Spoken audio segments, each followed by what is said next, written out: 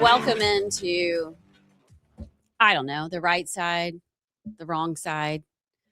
What does it even matter in 2026? It's like we're all part of the global elitist cabal of pedophiles. Does it matter? Who even cares? Right or wrong? Why are we even here, JP? Right side, wrong side. I literally could care less. I'm Allison Sinclair with JP. And I mean, I guess we'll do a show today. We have some stories to cover, but like there are some days that you're like, I just want to go to the wrong side. And today might be one of those days.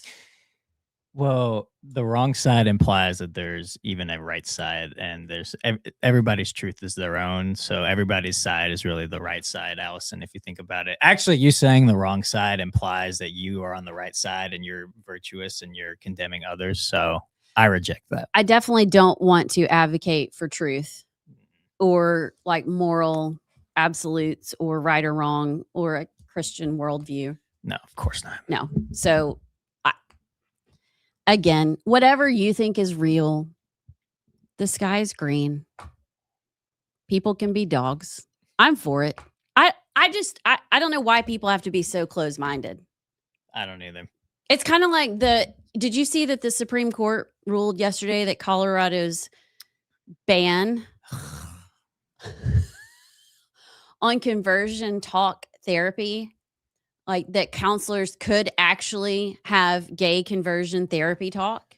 And I'm like, what the heck are we doing? If you want to be gay, be gay. If you want to be a bird, be a bird. If you want to say you're a boy when you're really a girl, like what?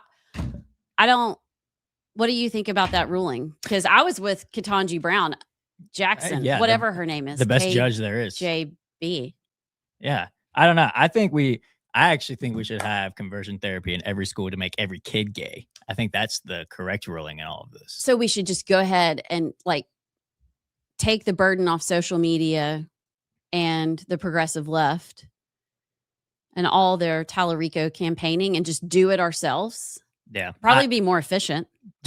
Everything has to be gay. So the conversion therapy should be to take the kids away from their parents who are trying to indoctrinate them to be straight and make every kid gay. That's the ruling that should have been. So did the Supreme Court go far enough?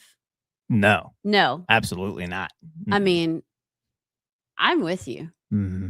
And it's kind of like everybody up in arms about Kristi Noem's husband and his bimbofication fetish, where he dresses up and puts balloons in his shirt and wears pink hot pants.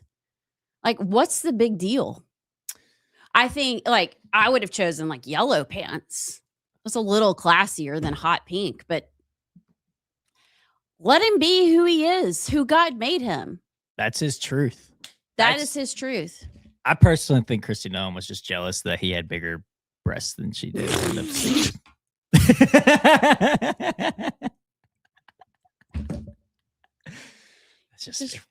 You just ruined it, JK. I'm sorry. We just broke character. I'm sorry.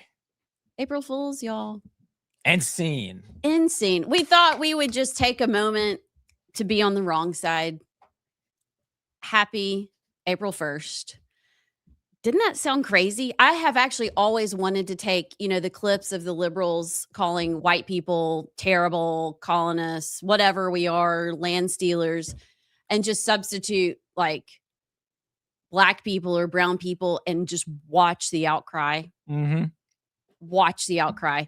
Maybe y'all thought that sounded as stupid as we did, and it was actually hard to carry on. But what's crazy is that we actually were maybe a little bit too reasonable for a lot of the left now. It's true. Do we want to talk in all seriousness? Those two subjects are a little monumental. I think they're really important. The Supreme Court did rule yesterday that Colorado, and it was an 8-1 ruling, which means some of the liberal judges came over and ruled that conversion therapy for homosexual persuasions would have to be allowed underneath the First Amendment. It said it was discriminatory to the viewpoints of people who want to torment LGBTQ. That was one of the. But Colorado's law banning conversion therapy as applies to Miss Chili's talk therapy. She was a counselor that sued and said that the ban on conversion therapy violated her free speech, and that is what the Supreme Court finally ruled on and said her speech does not become conduct just because the state may call it that. So the state was saying that her speech forced a certain outcome for conduct, nor does her speech become conduct just because it can also be described as a treatment, as a therapeutic modality or anything else. The First Amendment is no word game. Justice Ketanji Brown Jackson filed the lone dissenting opinion in which she argued that the court had ignored the context in which Chili's, that's the counselor's name, it's kind of weird, not the restaurant, was practicing speech. What? So I was about to say, what are you referencing? The Sorry. restaurant? Chili's is not speaking in the ether. What is ether? Can you Google that? It's just like the ether? The space, or the moon? The clear sky, the upper regions of air beyond the clouds. So it's like... Oh, the ether. Yeah, the ether. Okay. I've never seen it used in a dissenting opinion. Just speaking into the air. Okay, I get that. Yeah. I was like, I don't know what she's talking about. She's so much smarter than me. She may not know what a woman is. She's a genius.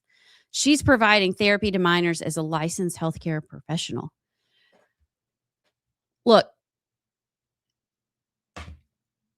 Oh, wait. I didn't know more than 20 states have enacted some form of ban. 20 states on conversion therapy. So what do you think about that? I mean, I think an 8-1 ruling is pretty impressive in 2026. I do too. Yeah. It's almost every rule, or at least like a really political partisan case is 6-3 of party line vote, if you want to call it that, in the Supreme Court. But it seems at the very least, you can't ban parents from having access to that. Like we're not enforcing each kid to partake in it, but to keep parents away from having access to that for their kids, is outrageous and insane. And so insane that all but Ketanji Brown Jackson on the Supreme Court thought it was. Yeah, I think that's telling. Yeah, that is very telling. So I think it's great. But yeah, just denying access to services is insane. And the fact that 20 states were doing it just shows how depraved we are right now, or at least how depraved certain parts of the country are right now. Because then you have counselors that are totally supported in doing the opposite.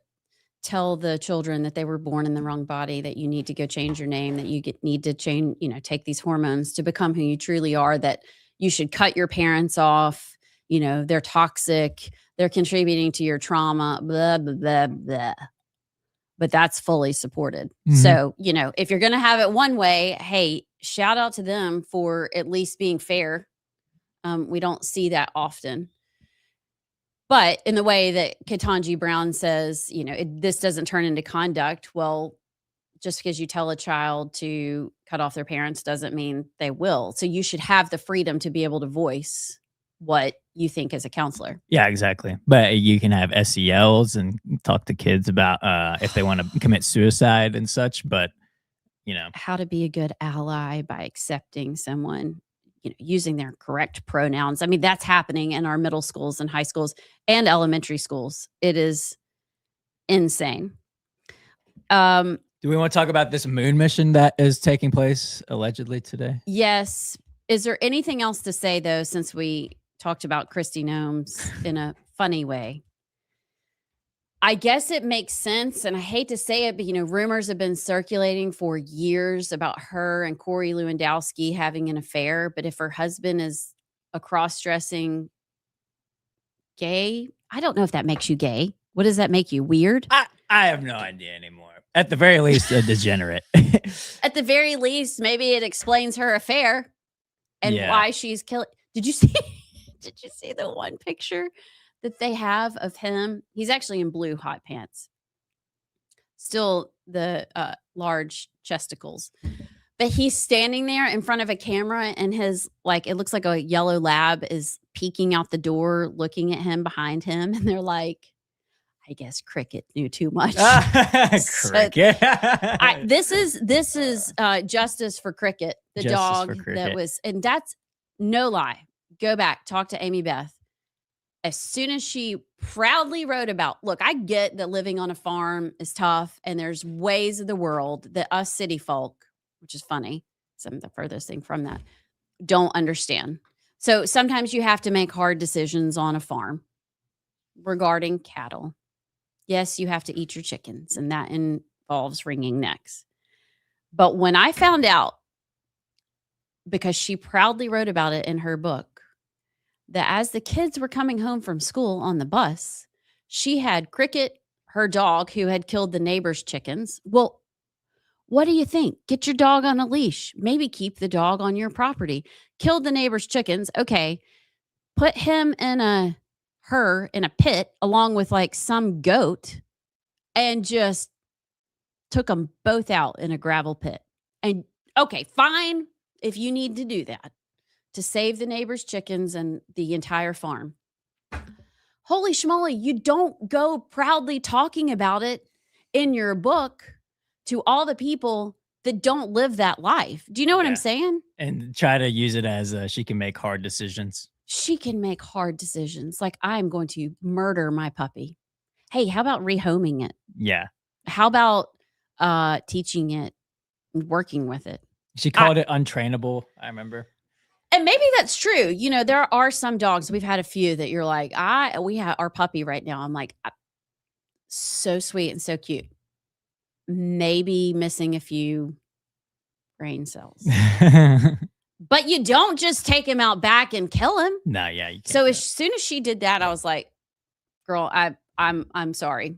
I can't go any further down this road with you. And then her $220,000 ad campaign of her with her hair extensions and giant eyelashes on a horse.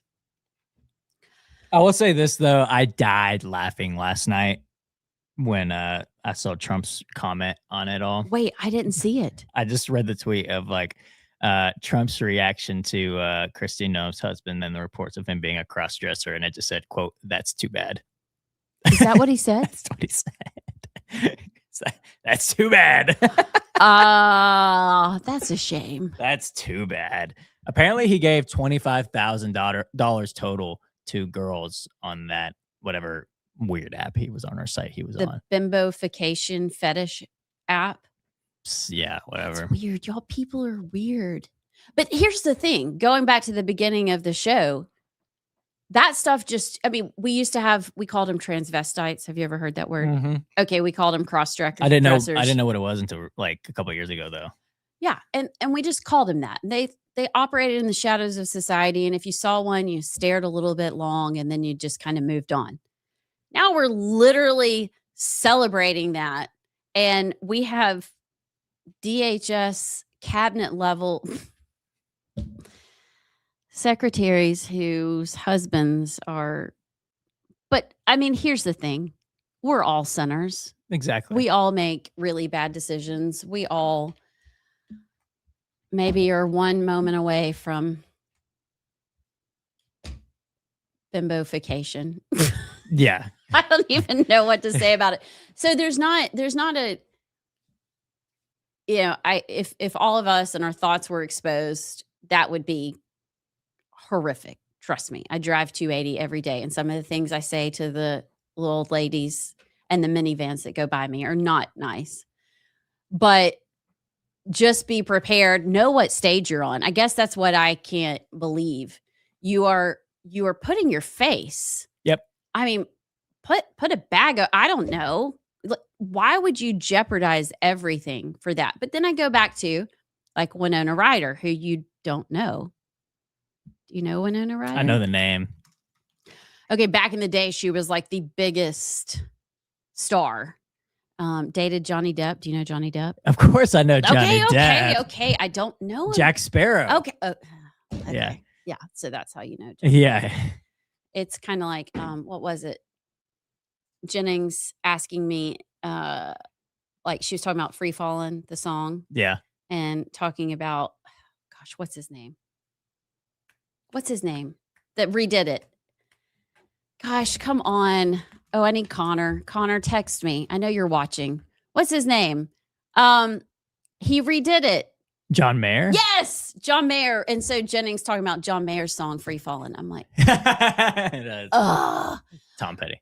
Yeah, that would be Tom Petty. So anyway, Johnny Depp, Winona Ryder dates Johnny Depp. She's a huge star and back in the day has so much money, all these blockbuster hits. She gets caught shoplifting for like $200. Maybe it was more. And everybody's like, what are you doing? Like, why? You have everything. You have this stage. Why are you even risking it? And maybe that's why. Maybe they need a little like excitement, a little rebellion, but like, don't pay $25,000 and have a paper trail and a face trail. I know. And he didn't even deny it. All he said was he didn't jeopardize national security during all this. So wait. My balloon chesticles, they do not jeopardize national security. Everybody calm down. They were insanely large. Like, it was like a parody almost. I don't know. Like Allison said, if God was a righteous God, then I'd be struck down today for my sins. So I think it's important to say that when talking about this. But also, it's very degenerate and it's very weird and gross. I do feel bad for the family, though, that are going through that. Yes. It is, yeah. It's, and I don't know. You go back and forth of like, should this even be in the news? Honestly, because I guess at some point it does inhibit your ability to lead and be an elected official. And what you really worry about, whether it's Montgomery or DC, is the blackmail kind of extortion part of it. Right. Which does really, really matter. And you know, it happens all the time. Hey, we have these pictures of your husband in pink hot pants with balloon boobs. We're going to use them. Yeah. And then you start doing the bidding of whatever special interest, lobbyists, foreign nation, whatever it is. That is actually a very real thing. And again, it happens in Montgomery. It happens in DC. It happens in business. It happens in media. So in that regard, it does matter. But it's hard when things like this get plastered. Of course, I just laughed a little too hard about it too. So maybe I need to. I think that's why he said he didn't jeopardize national security, is that he wanted to not make it look like they're being blackmailed. He did. Also, I do feel bad for Kristen Noem. She's had a rough couple of last rough weeks with losing her job and then now this. Some of it is her own. You know, there are things that happen in your life that, you know, are that you can't control, whether it's a parent getting sick or, you know, whatever it is. But there are some things you can do to make your life a little easier. Mm-hmm. And I don't know if she's done that in some ways, but no family deserves this. It's a lot. Especially they've been married since the 90s. Like, this is the father of her kids, her grown kids. Did y'all see her wedding? Did I show you her wedding photos? Mm-mm. Oh my word. It's the most, she's got blonde curly hair. I don't know. It doesn't look wearing like a cowboy hat. Wearing a cowboy hat. Hold on a sec. But it looks like a true love story. It really does. Hold on, real quick. We got to put this picture. I can't see it. I need to go get my. Well, I'll put it up. I already saw it. Yeah, y'all can see it. It is a weird, sad story. Gosh. I do want to talk Artemis too, especially on the heels of yesterday where we did a little segment, because I don't know. Joe Rogan and I are just asking questions. Like, did we really land on the moon? There's some funky things out there. Newsmax is reporting that NASA has just begun fueling its moon rocket for humanity's first lunar trip in more than half a century. aiming for an evening liftoff with 4 astronauts. So that's coming tonight. We actually have a friend that's there that I'm hoping will send us some videos that we can post during the show. They're going to like the launching pad, and I don't know how. I mean, what a crazy life. But historic. What is the plan of this mission? Because they're not landing on the moon. They are just testing if they can get around the Theo Von radiation belts. The Theo Von radiation, yeah. That they will forever forget the Van Allen radiation belts. Where did you get Theo Von from that? Because it sounds about the same, and in my head, that's what it was. So we're just Theo Von. I know it's Van Allen, but anyway.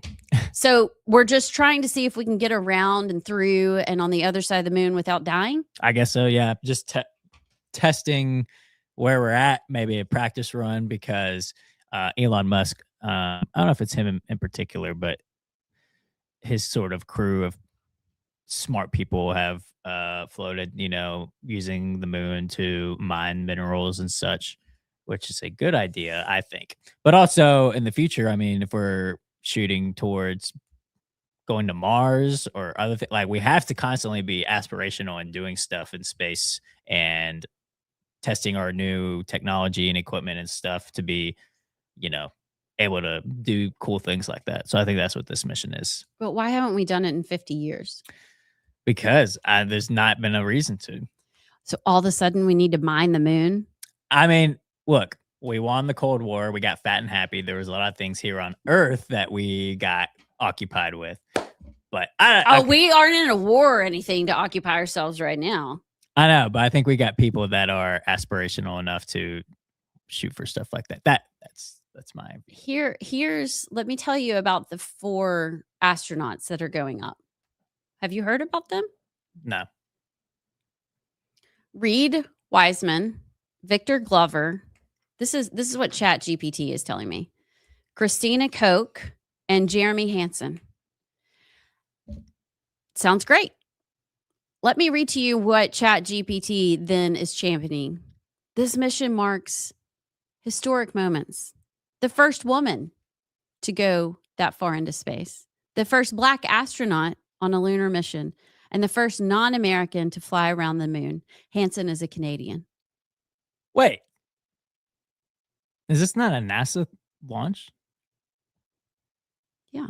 Why are we having Canadians on our NASA launch? Because we have to be DEI. And we have to have a woman, a Black man, a Canadian, and then Reed Wiseman. I don't know what he is. They don't even mention probably the cisgender white man. Oh, so of course NASA's got to wokeify it somehow. Well, I'm a little... Where do you think the woman, what do you think she's going to be doing? Making the meals? Cleaning the spaceship while they're... Hey, Women's History Month ended today, so, Huh. All right. The launch will be from Kennedy Space Center. They will travel 240,000 miles to the moon. How many last night when you were like, how far away is the moon? What'd you say, like 250 miles? I said 250 miles. I meant 1,000. And I was like, no. It's a little more than that. We could almost fly there on Delta. What? Like, you could be there and back in car in like 6 hours, right? No. Okay, hold on, because I know we got to go to break. They will fly around the dark side of the moon. Great album, by the way. So that's when they go through the Theo Von belts, and then they go, and that's kind of dicey. So you got to go through the parts that are really thin and not so long and difficult to get through. And then you got to go around the dark side of the moon where you lose communication. The goals: test life support systems. Great. Oh, gosh. Validate Orion's performance in deep space, practice navigation, and ensure everything is ready for landing missions. I guess landing missions are Artemis 3 coming in a few years. 50 years from now. If we make it through the dark side of the moon. Y'all, will be back. We've got the montage and lots more news. And then at 11 o'clock hour, we have Congressman Dale Strong. Stick around. Our conversation with Catherine Robertson, who is a candidate for Attorney General of the state of Alabama. Catherine began her public service in Washington as clerk and counsel. to Senator Jeff Sessions on the U.S. Senate Judiciary Committee. She served as the vice president of the Alabama Policy Institute under Gary Palmer and has been the chief counsel in the Attorney General's office under Steve Marshall for the past 10 years. In this interview, we discuss what makes her qualified to be Alabama's next Attorney General and specific issues that matter to Alabamians and fun questions so that you get to know Catherine, the individual. We hope you enjoy our following conversation with her and get to know Catherine Robertson. Welcome. We are here with Catherine Robertson, who is running for Attorney General of Alabama. Thank you for joining us today. Really fun to be with y'all. Thanks for letting me wear a hat. I love your hat. Yeah. I'm upset I don't have my hat on. You're left out. I'm totally left out today. Hers is pretty cool, though. I can't read it because my eyes are going bad, but it's Marshall County Sheriff's Office. Sheriff Phil Sims gave me this hat. He's a good dude. I love to wear it. I am guessing he endorsed you. Yes. Nice, nice. Mine's Rightside Media. You can have one too. Yeah, love it. Blue or black? Take your pick. Oh, yeah. Looks good. So why don't we're going to get right to it. First question, pretty basic. What qualifies you to be Alabama's next Attorney General? Well, I came into the office with Steve Marshall. I beat him by about a month, but we learned the job together. We learned the job over the course of the last 10 years, but really those first 2 or 3 years getting your arms wrapped around the office. And in my mind, if you have an opportunity to elect someone that's had that kind of training and that kind of experience over a decade with everything we've seen and everything we've experienced, seems like a pretty good choice. So that's why I'm running. I just hated to see 20 years of experience of that office of executive leadership walk out the door at the same time, because I think continuity there is going to serve well all of our newly elected constitutional officers. Right now in Alabama, what do you see as the biggest weaknesses in the criminal justice system? Well, we've corrected a lot of them. I'll say that. I mean, when we got there in 2016, our legislature was in a posture of really being concerned more about prison overcrowding than kind of the back end outcomes of leniency. And so we made a variety of policy changes, working with our legislature. And so the criminal justice system right now is a lot tougher than it was. I think the weaknesses right now come down to really 2 things. One, I'm not sure our DA's offices have the resources they need to move cases quickly. And 2, there are just parts of our state where the elected judges just don't serve the people as well as they should. And so the slowdowns, I would say, are the biggest weaknesses. Now, last year I drafted a law that passed called the Speedy Trial Act, and we can get into that, but that is a tool that's going to be used and has been used to speed up violent crime cases. But it's just the slowdowns. We wait too long for cases to be tried, for justice to be served, and a lot of times those offenders are out on bond committing other crimes in the meantime. It's a real problem. Are there activist judges? Do you see that frequently? Judges in Alabama pushing their own agenda, or do you just think this is purely a manpower kind of office flow? I think there are places in our state where the elected judges are Democrats and have a different philosophy, probably a more lenient philosophy. And you can get into a really deep debate about whether we should have elected judges or not. I think ultimately I think elected judges is a good thing, but once they're there and they're really lenient and people get mad, it's really difficult to recruit candidates to those races, and it's really hard for them to beat incumbents, and so you get a little stuck. But I don't know that it's activism as much as just a mindset of, I'm here to show grace or be lenient, and where you fall on that spectrum probably has a lot to do with your personal philosophy and ideology. So, to the hat you're wearing and the illegal immigrants that are being gathered up in Marshall County, it's a place Alabamians probably know a lot about. That may be one of the first places people go, oh, that's in Marshall County. Yeah. What are the legal tools that Alabama has to respond to the consequences of illegal immigration? Yeah. States have been hamstrung in large part to do immigration enforcement themselves. Alabama tried to pass a law to empower the state and empower law enforcement several years ago, and most of that got struck down. So the best tool we have now is partnerships. Sheriff Phil Sims, who you just mentioned, has a great partnership going with ICE. And so it's just a collaborative, cooperative relationship. Welcome back to The Right Side. I'm Allison Sinclair. Amy Beth's gone today. A little nerve-wracking. Mom's not here to keep us in check. JP is here, keeping it together-ish. Kind of scary when the 23-year-old. Yeah, 23. Yeah. But your Spotify age is like 56. Oh, it's 60 something actually. Okay, 65. I'm 40. I don't even know how old I am. I'll be 48. And what was my Spotify age? 21. So I'm glad you're here to be the responsible one. I didn't even have the iPad pulled up. So when you play the montage, I'm going to close my eyes and just have to think and envision the stories. That's how unprepared I am today. Allison, What? can I just say I am disappointed in the two of us. We missed a great opportunity with Amy Beth not being here. We could have pulled an April Fool's that she quit and she had enough of us and that she was no longer on the show and that we're going to have to move. Today's a new day moving forward without Amy Beth because she had enough of us. How did we not even think about that? I don't know. I mean, we could've- only made it 3 minutes through being on the wrong side. We could have maybe pulled that one off a little longer. We could have like had her empty chair like at the table, and it's like she finally broke down. She had enough of us, and this is the first show without her. And we're like, Amy Beth, if you're listening, please come back. We miss you. We're sorry. That would have been okay. Next year. Next year. Yes. I'll go somewhere. Yeah. Epstein Island again. Hey, it's really pretty. Really sad, but really pretty. So we have a montage and some news we'll get to from that. Then after the top of the hour, we have Dale Strong, who's going to talk about, my word, the continuing resolution, getting DHS funded. Can we get TSA funded? The SAVE Act, drones. There's this whole thing about like counter drones and protecting us from drones on our soil. And you see the drones in Iran that, is playing a huge part in the war. Vulcan Materials, Mexico's like seized the Vulcan site in Mexico. We're going to cover a lot with him. Then hot flash news.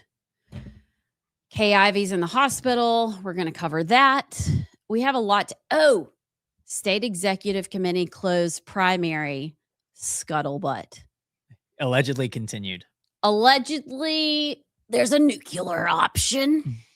How would you say that, JP? Allegedly, they're debating a nuclear option. Whoever is not debating a nuclear option is Iran. We're going nuclear in the State Executive Committee. The SEC is going nuclear. Watch out. But in all seriousness, the Senate better get on it. Otherwise, they're gonna really rue the day they did not pass the closed primary, from what I'm hearing. But as Amy Beth would say, let's go to the montage. Michael Hughes.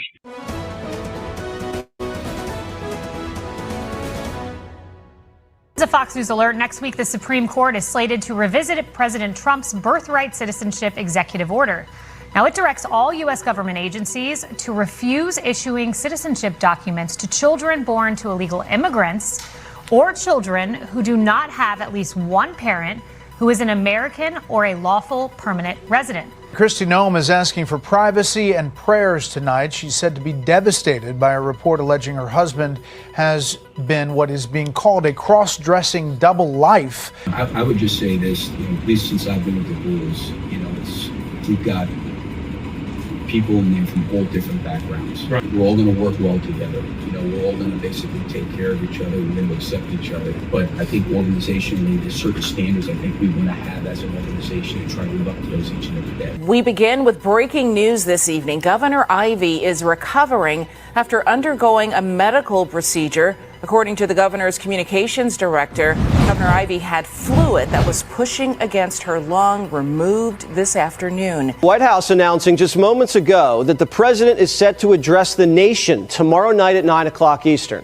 47 expected to give a very important update about the war in Iran.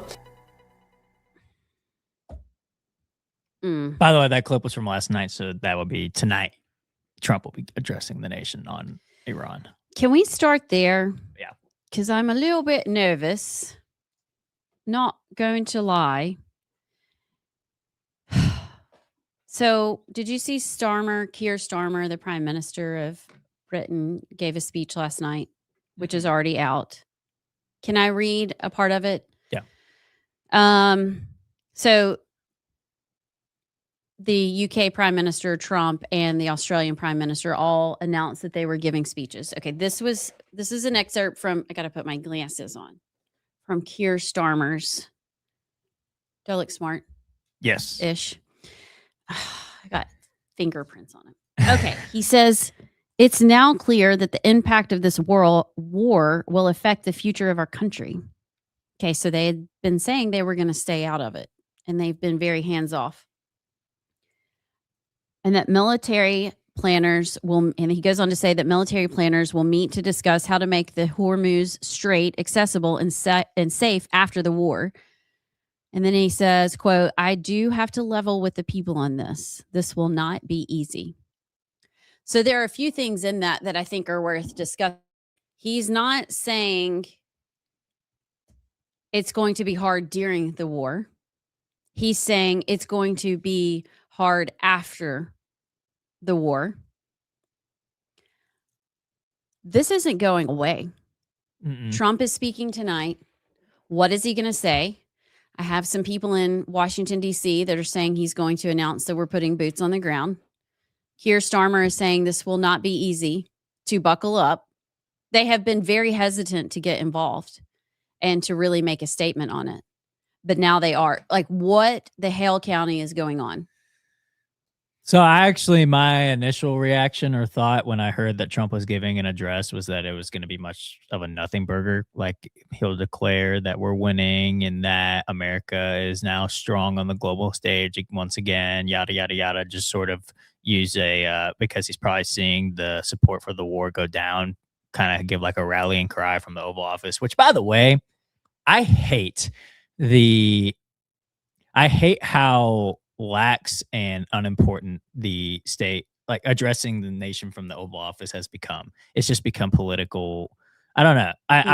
I feel like it used to be you address the nation when it was a critical, important situation. Tonight may be. I just don't buy it. Well, I don't buy that he's going to be announcing that we'll be doing boots on the ground. I could be wrong.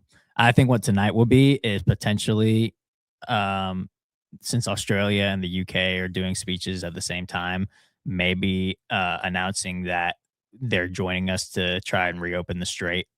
And maybe we'll have UK, Australian, I think I saw something about Japan maybe being involved as well to join us and attacking Iran and forcefully reopening the strait. That would be my most likely. That's what I think would be the most likely outcome from the address, is him announcing some sort of coalition to help reopen the strait.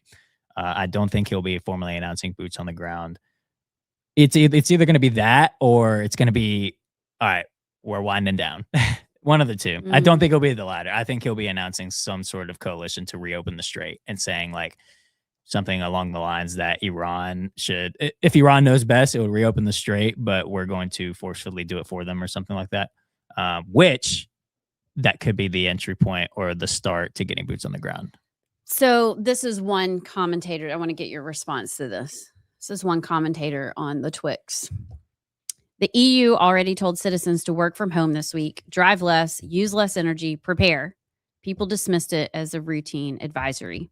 The energy lockdown is coming tonight. Governments across the Western world are going to ask you to cut your power usage. Actually, not ask, but tell. And they needed 3 of the most powerful leaders in the world to deliver that message at the same time, because they knew people would not listen otherwise. This is a moment right now. Pay attention. Is that just drama? Or are we going to have to, you hear all the talking heads on mainstream media, including Fox News, saying, basically touting all the high gas prices as patriotic. Like, this, we're doing the right thing. So enjoy your high gas prices because you're supporting the troops in America. Since when has that ever been a position? But do you know what I'm saying? Yeah. And so is this actually, do you think there's any legitimacy to that commentary? So where was that again? That they were asking The which what? country was this in that they were asking for? Oh, they were just saying the EU Oh yeah, was, yeah. So I think potentially that signals like what I mentioned earlier. I think that they're going to help get involved to reopen the strait. The whole war right now is revolving around the Strait of Hormuz. But are we going to have to really monitor our energy uses? We won't. But the I don't EU think we will. Yeah, the EU. Okay, well, the EU power situation is embarrassing, and Yeah. so I think that yeah, I don't think we're gonna have to do anything different on our end with the war, but I think that signals that they're gonna help us reopen the strait. I will say this though, it does drive me nuts because you're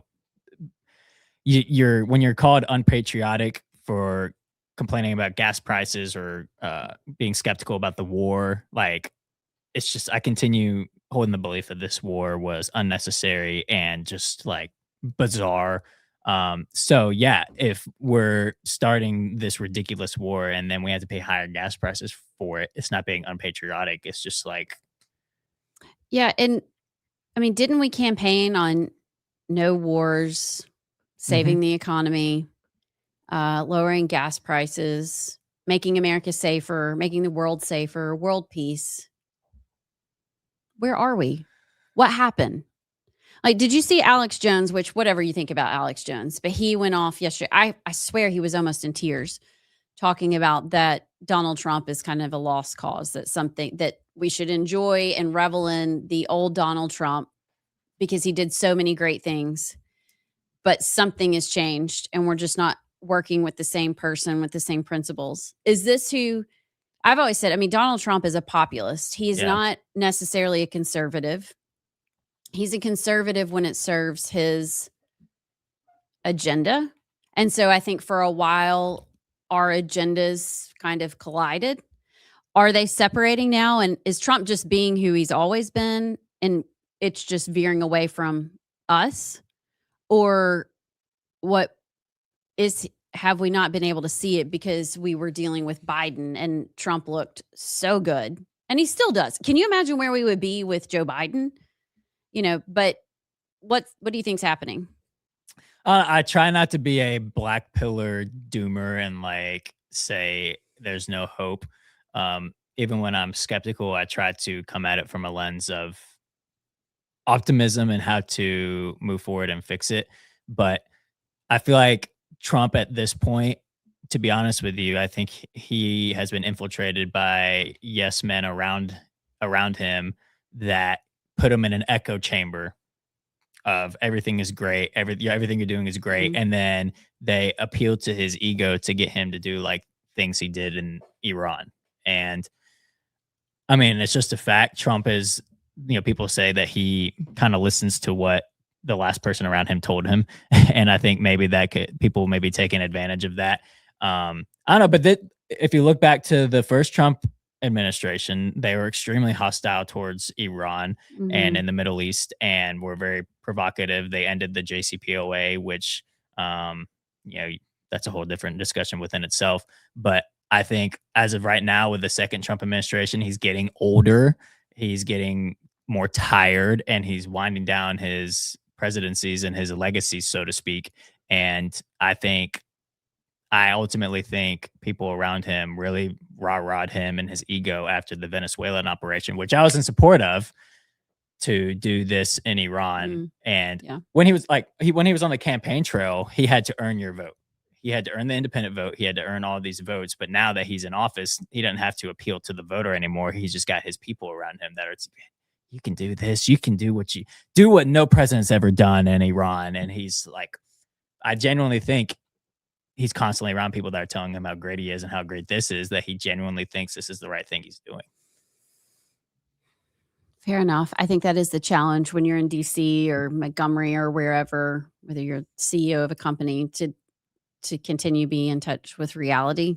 You get so high up in your little tower, your protected tower, that it's sometimes comes back to bite you. Yeah.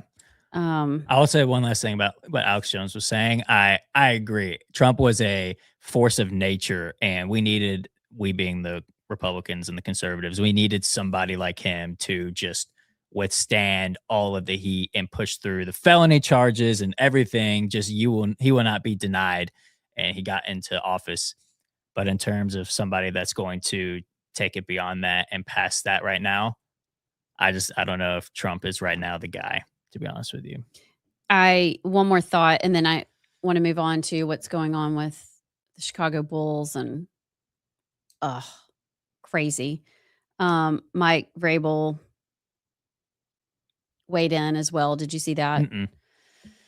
Yeah, I want to discuss that. But I wonder with Trump, and I don't know how the midterms are going to go. I mean, we're going to go down fighting, swinging, but things aren't looking great. If something doesn't, I would say maybe if we can get out of this war soon and without too much damage, maybe if we arrested someone like Biden auto pen, Epstein, like take your pick, but like nobody's been held accountable.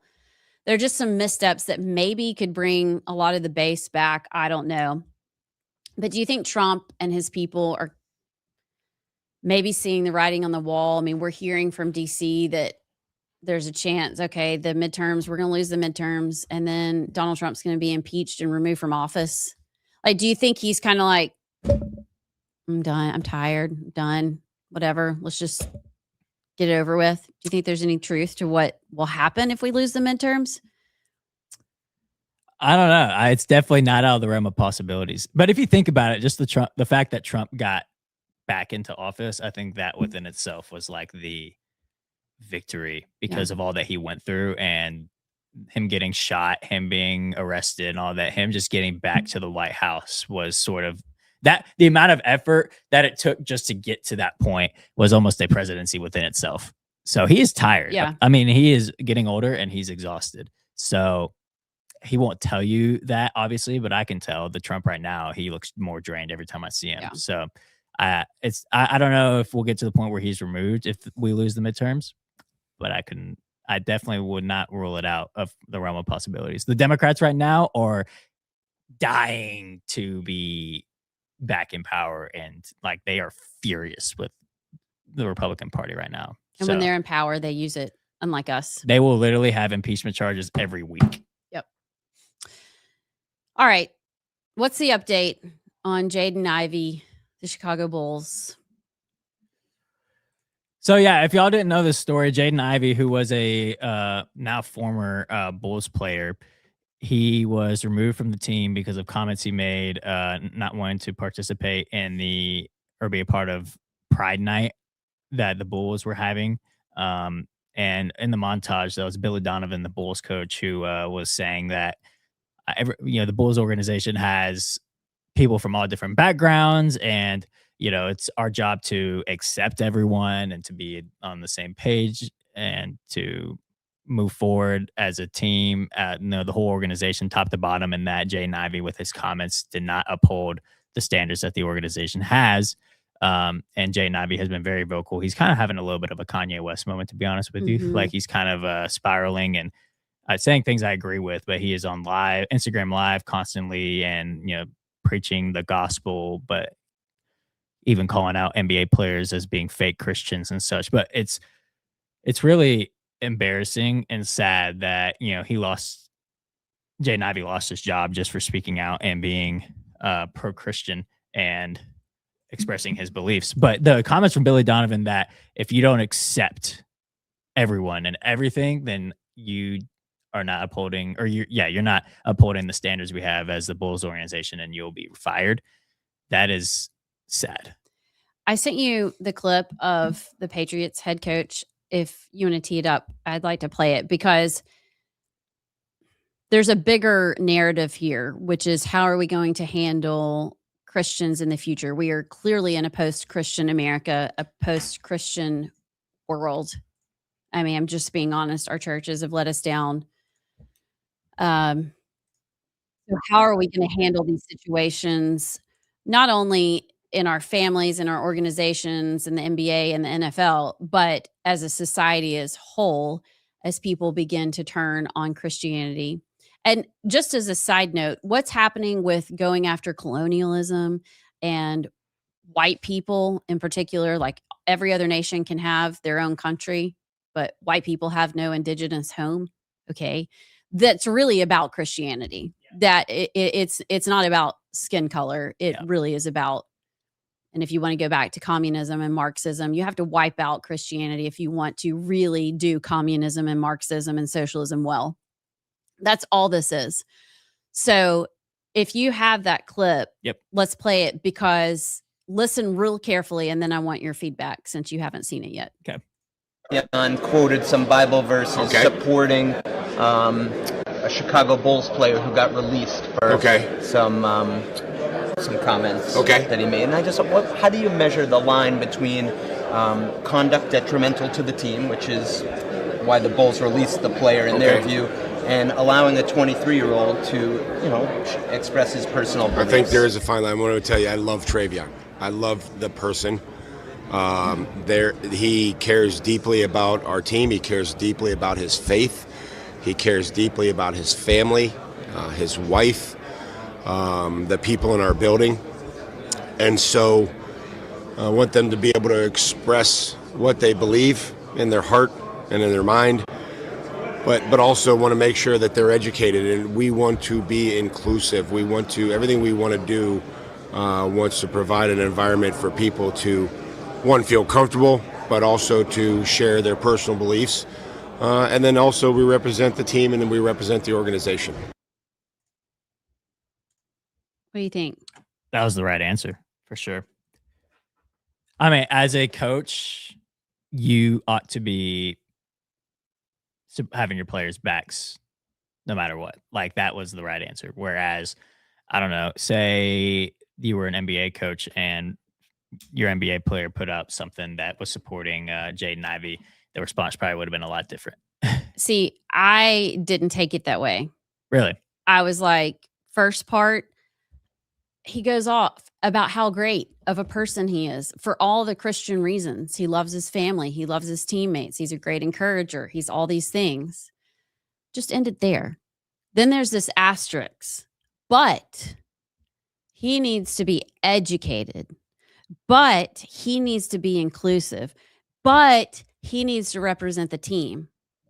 And if your beliefs start to make other people, this is me paraphrasing, to make other people feel uncomfortable, then maybe you're not being part of the team. You're not being inclusive. You're not being educated. And that's what they're saying about Jaden Ivey too, is that he sounds very uneducated and kind of crazy, and he's having a mental breakdown. I mean, so I think he was threading a needle that leaving the door open.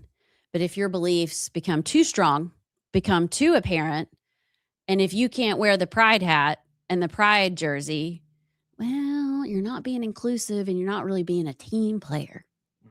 That's kind of how I took it. And I'm like, first part was great. Just end it there. Yeah. I can see what you're saying. I guess from the first part of it, you get stuck there because it's so different.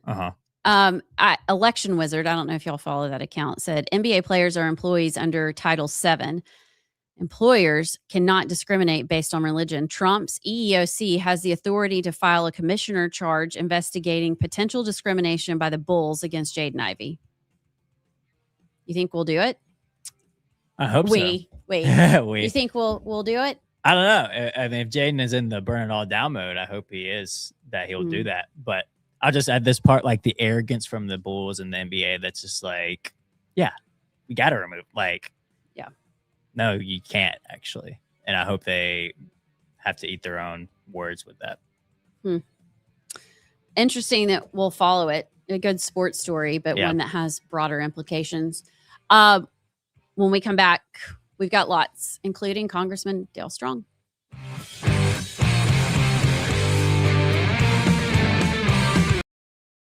Y'all have heard us talk about Inspire Advisors, how Paul Breyer and his team at Inspire Advisors will help you grow your investment portfolio while also screening out companies that don't stand for conservative Christian principles.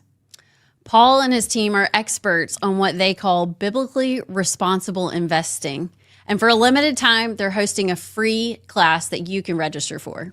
Check out the class and register for free at moneypatternwealth.com.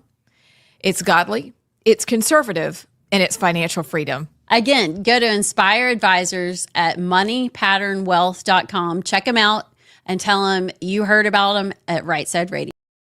The unique role that the AG's office plays is the national litigation that we take part in. I mean, of course, we're going to be facilitating law enforcement relationships. We even have a federal law enforcement liaison to make sure we're all staying on the same page. But, you know, the president has had a very difficult time getting his immigration plans and executive orders and all that into action because the blue states come rushing into court. And so one of the most important things we've done is to back him up and to say the states are harmed when the federal government doesn't do X, Y, and Z appropriately. And that's why we support the president. He has every right to do this, whether it was the travel ban from a few years back or the Remain in Mexico policy or the parole for immigrants. We have supported the Trump administration or fought the Biden administration in all of those spaces, which is something only the AG's office can do. What are the non-negotiables for election integrity in Alabama, and as far as what the Attorney General can control? Yeah. We obviously support all legislation that strengthens our elections. When we are inevitably sued, we defend those laws, I mean, to the furthest extent we can, and we've been very successful. When it comes to election fraud that takes place now, our office hasn't been referred, voluminous cases of election fraud, but there are places where you start looking at the number of people who voted, the number of absentee votes, and then the population there, and you kind of start to wonder. And so we've got tools to deal with voter fraud. It is a crime in Alabama, and, we investigate anything that's forwarded to us. So, talking about elections, what safeguards do you see that need to be implemented or reinforced when it comes to elections? Yeah, I think my view on kind of the safety and security of our elections is that we do it pretty well. But I do think that Joe Lovern has a bill this session to deal with election audits and that kind of thing. I think you can always be improving. You can never be too careful. Thankfully, again, there are only a few hot spots in our state. Some of them are in the Black Belt where the numbers just don't seem right.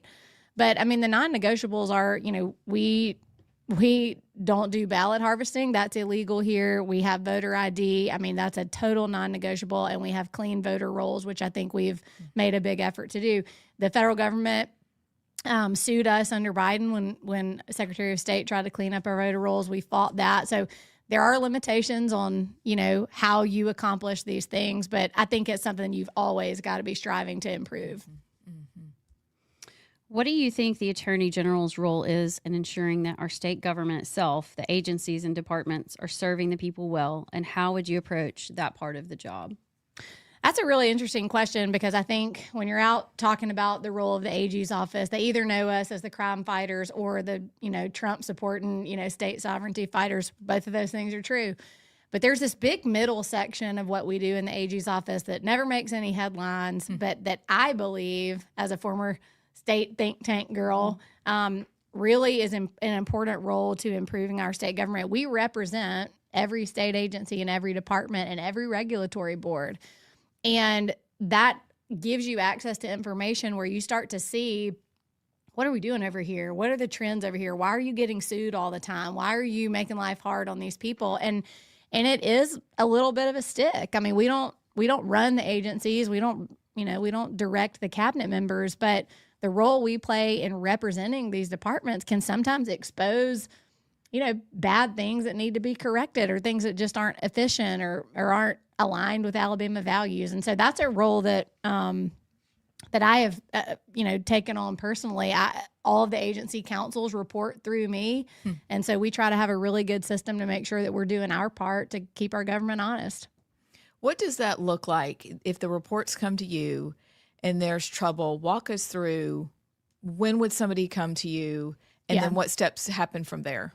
Yeah, so any legal document that's filed in court on behalf of the state of Alabama has Steve Marshall's name on it.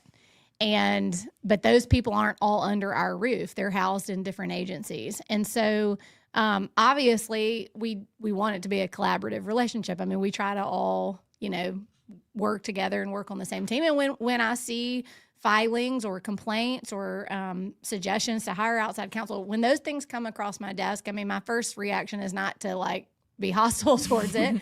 But sometimes you start seeing trends that you don't like. Welcome back to Rightside, the right side. L right side. El right side. Not the wrong side, which we started out on April Fools. I'm not sure if it was funny. JP and I thought it was funny. It was funny. In fact, I was disappointed we only made it 2.5 minutes before we both started laughing. But Amy Beth is not here today. She's missing all the fun. We still have a great show. We've got Congressman Dale Strong coming up in just a few minutes. He will be with us to talk about all the things. Then we have Hot Flash News. We have some state executive committee closed primary nuclear options. Then maybe we'll have the 2 because there's not 3 of us. Governor Ivey's in the hospital. I don't know. Is it going to be Governor Ainsworth? Don't know. I don't think so. I think she's going to be just fine, but we'll talk about that. Before we get to Congressman Strong, let's talk about, okay. Do you want to talk about Governor Ivey and just give everybody an update real quickly? Don't really know much, but she went to the hospital to have some fluid removed from her lung or lungs. I don't know if it's both or one. They are keeping her for a few days to just kind of observe. Yeah. And hopefully she's out very, very soon. Yes. As I can understand it, I think this was a minor situation and a minor procedure. I mean, I hate to say it this way, but if someone of her age, obviously no procedure is minor. But I think she's going to be fine, and they're just observing her, overnight, and we'll be back in the mansion soon. It is scary though, because we make jokes about it, but Kay Ivey is older, so whenever you hear stuff like that, you immediately think worst case scenario and hope she's okay. But from all I can see is she's going to be fine, and this was just a minor procedure had to be done. She'll be back soon. Yeah, I think what it does do is make you realize a lieutenant governor, most people, probably especially young people, have no clue what the lieutenant governor does. If you see pictures, you think of Will Ainsworth sitting, presiding over the Senate with a gavel and a Mountain Dew. And he says fancy things like, "Yes, sir, you may approach the well." Yeah. Should we table the motion to cloture? I don't know. But in an instant, your lieutenant governor can be your governor, whether you are Kay Ivey's age or young and something happens. So it matters as we look at that race. We did a poll about it yesterday. Wes Allen is clearly in the lead. Lots of undecided. What was the number?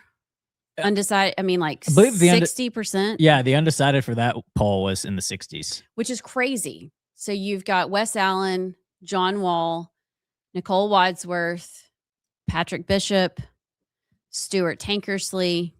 Who am I missing? I believe that's everyone. Yeah, Dean Odle was removed from the ballot. Hatcheted off the ballot. Sorry. It's not a weapon. Sorry. You can't hatchet and remove things without a weapon.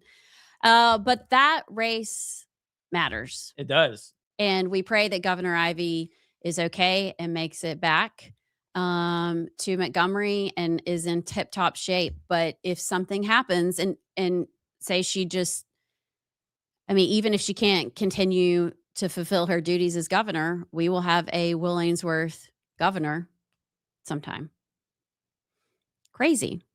Things can happen quickly. And now it feels a little sacrilegious to play the Hot Flash News video before Hot Flash News today. No, I think she would like that though, because our Hot Flash News beginning is Kay. My bestie Kay. Okay. Is her playing her little trumpet, and she plays the Auburn fight song. Well, and then it's followed up by her burp. You'll see it later. But I think she would appreciate it. She still got it. She's struggling. but she still got it. I'll say that this is not to make light of the situation, but 2 days ago or yesterday, Will Ainsworth was meeting with Jamel Brown. I've just seen that picture of him, like That was yesterday.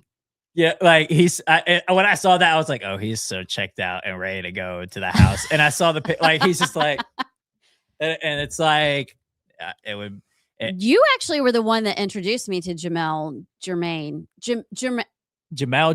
Brown, Pastor Jamel Jermaine Brown. Okay, and he is running against Doug Jones to be the next Democrat governor, the Democrat candidate for governor nominee. Yeah.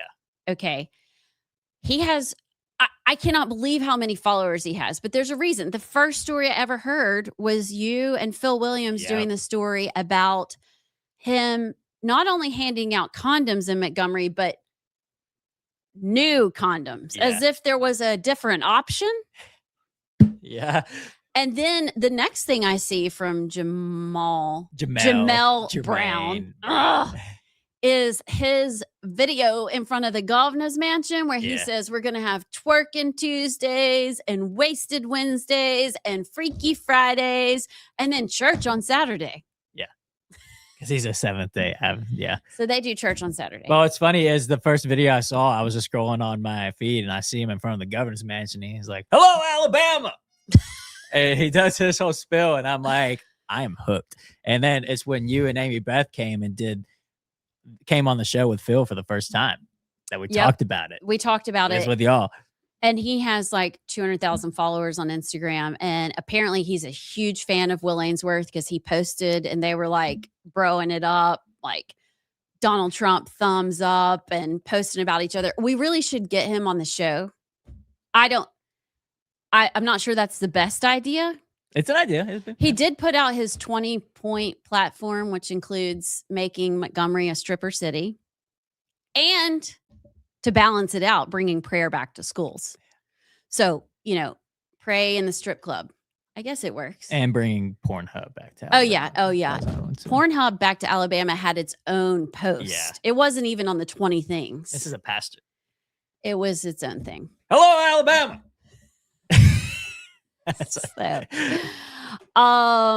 You need to go give Dale Strong a call. I do. See if the congressman will pick up. So Governor Ivy, we pray she is doing well and will get home back to the governor's mansion and be a high stepper really, really soon. I wonder what she'll do after she retires.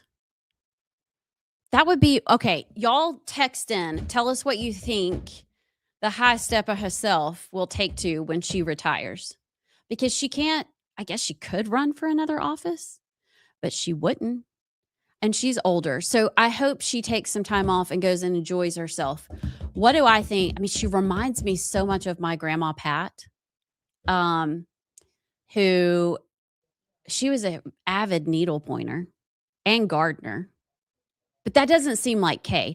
Like back in the day, I heard Kay Ivey was like a boss girl lieutenant governor, like had everybody in line. So what is Kay going to do? JP, curious your thoughts. On what, I know you're Kay? trying to multitask here and get a congressman on the phone. But I was just talking about, I want everybody to text in. What is Kay Ivey going to do after she retires? Like, is she going to needlepoint and garden? Or what's her hot? What do you see her? Maybe trumpet? I hope she has so much fun and just rides off into the sunset with Missy. Oh, shoot. Missy died. Oh, she's got a new dog, though. What's the new dog's name? I don't know its name, but I saw pictures of it when we were at the governor's mansion for the Christmas party. Well, her and the new dog deserve a vacation. I mean, if it were me, I'd go to the lake and with my grandkids and my dog and chill. Is that her lake house that she goes to all the time, or is that the Alabama lake house? I actually don't know. Yeah, I hope she has a great. She's earned it. Yeah, she has earned it with her career and. Yep. Tenure as governor, she's earned to chill. I'm with you. Yeah, I'm with you. Do we have the congressman? We do have Congressman Dale Strong, who is on the line right now. Congressman, can you hear us? I can hear you. How are you doing today? We're doing good. How about you? Man, it's great to be with you, man. Have you enjoyed your vacation? I know it's been very hectic and it normally is up in DC, but how's your time off been this last, was it a week or so y'all had spring break? Let's see. I don't know about any time off. I'm back in the district. Matter of fact, meeting with companies in our district that are playing a critical role in what is going on in Iran. But you think about it, we play a critical role in that. And what we've done is we've just been meeting with those businesses here in the 5th Congressional District of Alabama, and they're glad to see us and they appreciate what we've done to stabilize America. Congressman, it's Allison Sinclair. I'm so glad to have you on and appreciate you joining us. I know you've got a busy schedule, but I do have along those lines, I want to talk about the continued resolution that the Senate sent over, no funding for Customs and Border Patrol, TSA, ICE. The House passed. Well, first of all, tell us, I know you visited the border under the Biden administration, and I hear it's actually a pretty cool story, but I'm curious more what you saw, why it's so important for us to fund the border and ICE. And then tell us about the House bill that y'all just passed to kind of get the government open. Well, Allison, as y'all know, I served 2 years in the United States Congress under Joe Biden. And immediately after being elected and being in the first several stops I made was at the southern border. I knew it was bad, but then I got to see it firsthand, and it was even worse than I could imagine. But I can remember going up in Black Hawk helicopters that we took off to be able to see it. They wanted to show us a tour of what's going on. We couldn't even do a tour because there were so many people flooding that border. And I look up and I said, look, there's hundreds, a group coming through the mountains. And what was unbelievable, he's like, well, he said, we're supposed to be doing this tour. I said, man, forget the tour. Let's mark GPS and get some help in here so that they're not trying to do it end around. And I said, get you tied up here. And then they come across another area. We circled around there. They brought more people in. Hundreds coming through the mountains. And what we found out the next day is it was not Latino. It was Iranians. It was more than 200 Iranians trying to come into America through the southern border under Joe Biden. And this is the thing, the Democrats created this chaos. This is exactly what they wanted. They kept saying, you know, we need more legislation. We need Congress to act. We didn't need Congress to act. We didn't need any more laws. We needed a new president. And Donald Trump shut that border down immediately. And America is better because of it. I 100% agree. And that's terrifying because I think when we think, you know, coming across the border, you think Mexico, Venezuela, whatever. With where we are now over in Iran, that is not fun to think about. Tell us about the bill that the House passed. I know the Senate and apparently Senator Lindsey Graham is down in Disney World living it up. Meanwhile, we have no funding for the border or ICE or TSA. But my understanding is the House version does that. It will now go to the Senate. Tell us a little bit about the bill y'all passed last week. Well, I'll tell you this right here. As a sophomore in my third year as a member of Congress, it's unbelievable. I moved to appropriations. I serve on appropriations with Chairman Tom Cole. And for the first time since 2018, we're 12 for 12. We passed all 12 funding appropriation bills. And so you look at it now, what does that mean? It's several consequences. Number one, we pray that we continue to fund the government. But if for any reason we have to do a CR, we're no longer on Nancy Pelosi's dime. We're doing it on Republican numbers. We've done it to reduce spending, maximize dollars. But then what blew my mind is I happened to be up at 2:30 when the Senate was in session. Yes. And you only had 4 or 5 senators on the floor, and they went for unanimous consent to pass this. And whenever they did, if you look at it, it said to zero out CBP and ICE. Well, I'll tell you this right here. There's no way the people of the 5th District that sent me to Washington, D.C. to represent them, there's no way that they want me to cut funding to Customs and Border Patrol and ICE. What that would do, in essence, would set up the flooding of the southern border again. We've already got 15 million in this country that's just absolutely against everything America stands for. But what this would do was create the next opportunity for that to happen. And I've never been prouder of Mike Johnson for standing up and say enough's enough. It's time for Republicans to be Republicans and do exactly what we told the people we were going to do. Fund the government, fund CBP, ICE, the Homeland Security bill. Don't partially fund it. Fund 100% of it, just like the House did. And I'll promise you this right here, I can't wait to get back to D.C. So we can get on the floor and expose who's a part of this foolishness going on in America. Mike Johnson did seem very incensed at what was sent to y'all from the Senate. What do you think, or what are you hearing? I don't know if the senators have had any chance to look at the bill while they're gone. Do you think it will pass the Senate, or is this just going to continue? I mean, y'all have done your part. I guess now it's in their hands to see how they respond. Well, my thing is I'll promise you they're reading the bill now. That's what's the most frustrating thing, to go do a unanimous consent with less than 5 members of the United States Senate on the floor. It only takes one to object, and then that means you've got to come back and work on the bill. But I promise you, I believe they're going to be more engaged than ever. I can't help that some are down at Disney World doing some foolish stuff there. Our country demands better right now. You look at what's going on in Iran. Donald Trump is doing exactly what he told the American people he was going to do. He was going to be sure that America understood that any threat that came forward, that we were going to eliminate it. And then you look at it, they said, well, they can't shoot a rocket more than 1,500 miles. Take a good look. They sent 2 that went over 2,500 miles, and the UK better wake up and they better get engaged, because that right there could land right in the middle of London. I kind of in that train of thought, in 2025, you wrote a Yellowhammer op-ed talking about drones and how drones can be a threat to Americans, even here on our own soil, with large gatherings. I think it was during football season, which makes total sense, but how we can protect ourselves. We're watching in Iran how important drones are in those operations over there. But tell us about kind of your idea on how to protect Americans here on United States soil from drone attacks. And yet I know Huntsville is building a lot of drones that are being used overseas as well. Allison, you're exactly right. I mean, one of the biggest problems we've got right now is the unbelievable technology of these drones, and many are made here in the state of Alabama. But if you start looking at it, what I did, I'm also on Homeland Security, and I'm a subcommittee chairman of Emergency Management Technology. And what I've done is taken that committee in a position of counter UAS. I want to be sure that we can defend against these drones that are a threat to the American people. But what we see is we're using all this technology in all these other countries, and that's what I'm exposing. We need to be using this technology here in America. If you look, I called some witnesses. I called the sheriff of Orange County, California.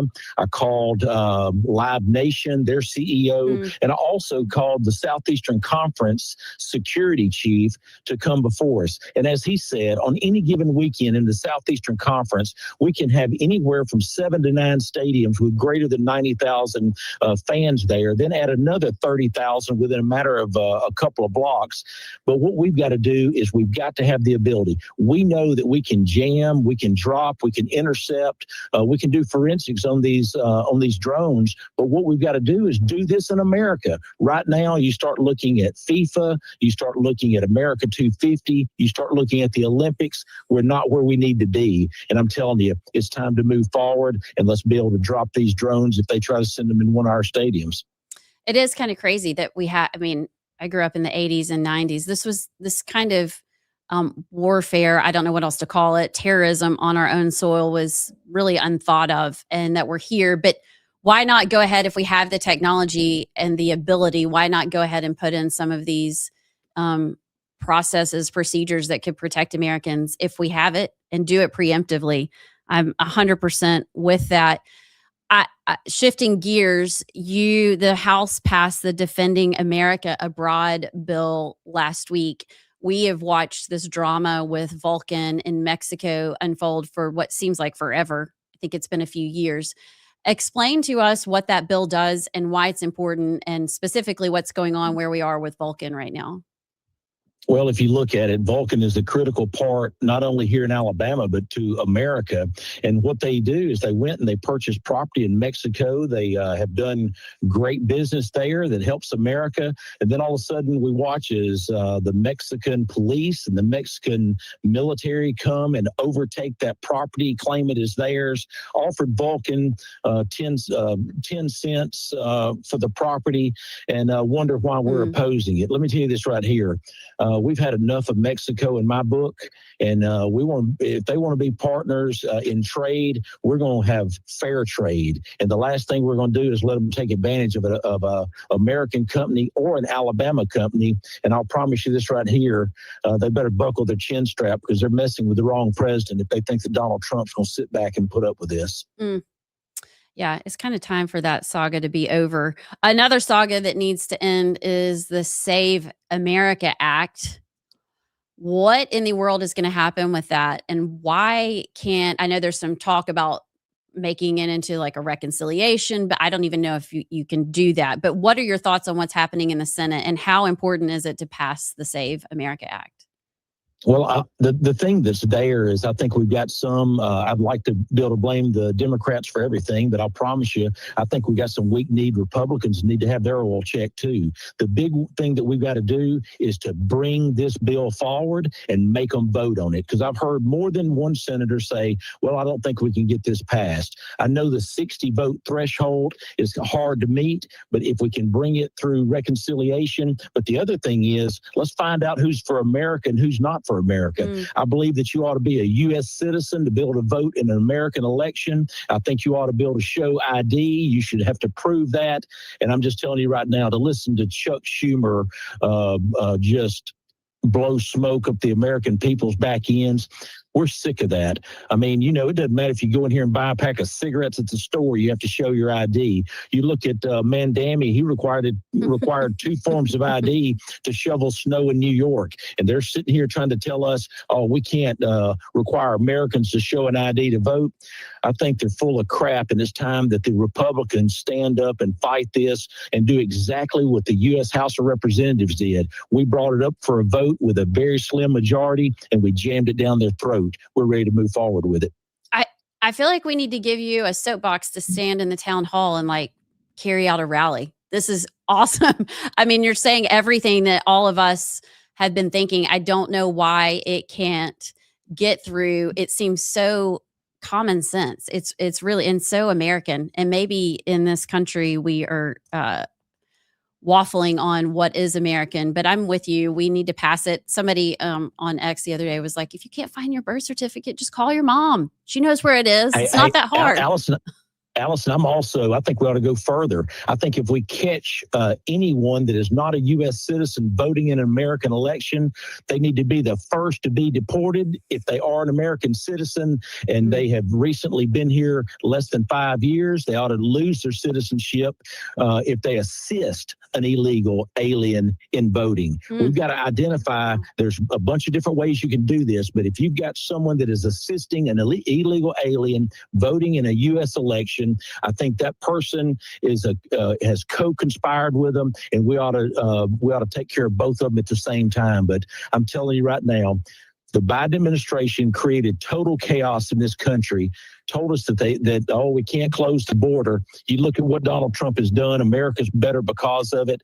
And what we've got to do is I double down on it, because you look at how the southern border, but we've also got to protect that northern border. We got some issues there, and we've got some that are training in some of these sleeper cells, and we've got to stay on our toes, because there are those that hate America that are within our country.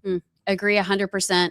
Thank you so much for joining us today. I really appreciate it. I know you were on with Phil Williams often. We hope you'll come back and keep us updated. If you've got anything to pass on, we'd love to have you. We'll do it again. Never give up on America, and let's keep the fight. Thank you so much. We appreciate it. Okay, we're going to take a quick break. We'll be back with Hot Flash News and more.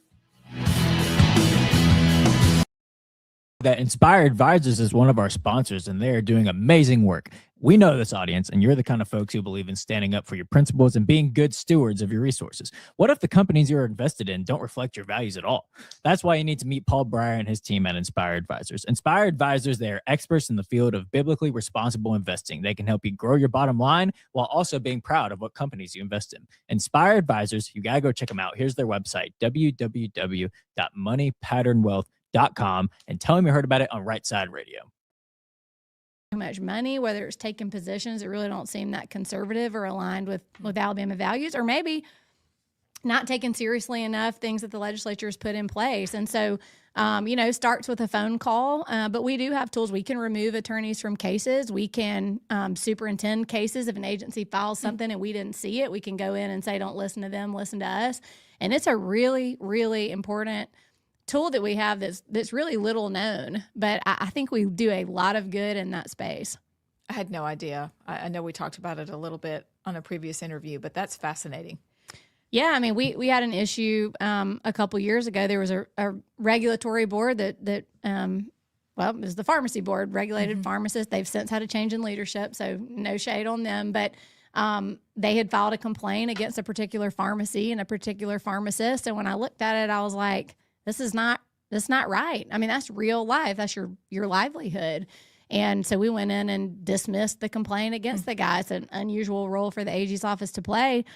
The other interesting thing is that the AG by law can't really ever have a conflict, meaning conflicts don't exist. So there have been times where we've sued a state agency, even though the agency would normally be our client, just to try to get them into compliance with what we thought the law would be. We've done that on 2 occasions. Actually, I've actually taken the stand against a state agency before. It's really unusual, but it just shows that there's so many tools that the Attorney General has that if you don't care about getting the job right and you only care about chasing headlines, none of that stuff I mentioned, you wouldn't do it. I mean, there wouldn't be any use for it if you're just there for the politics of it. And so something I'm passionate about, again, I think that goes back to my experience at API and just really understanding our state government and the areas where it could be improved. And, I think with the next governor, that's certainly something I'd be able to offer. Like, hey, Governor Tuberville, you need to know I've been seeing these trends out of this agency and we're not going to be able to continue to defend this. Can you help me out? And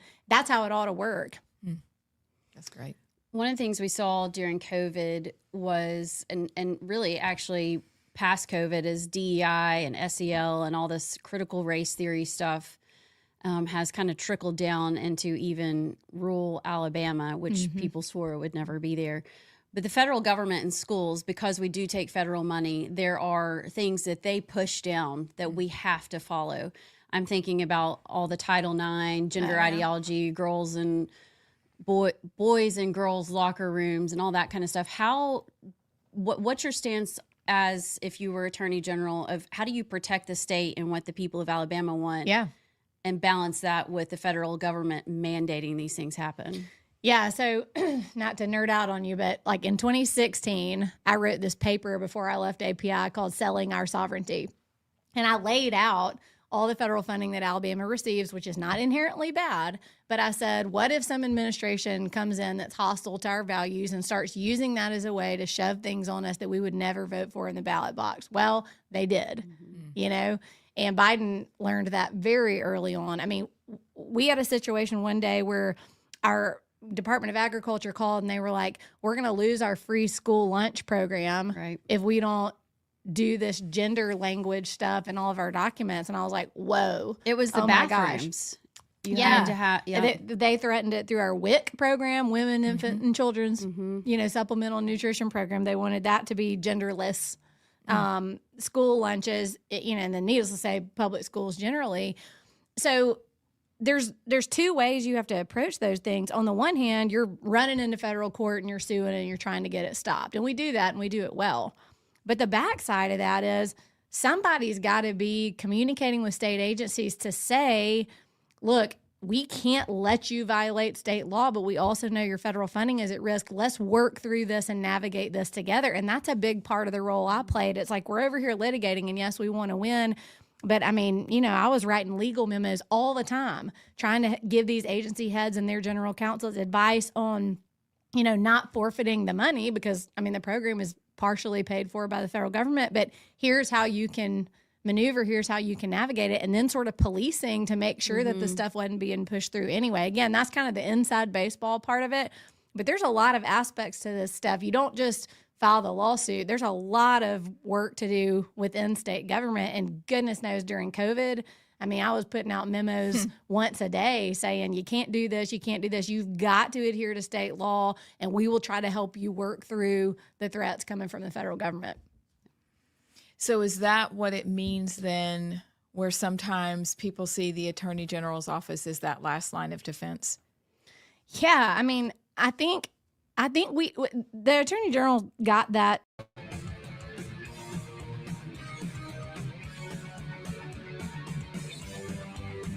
Hold on.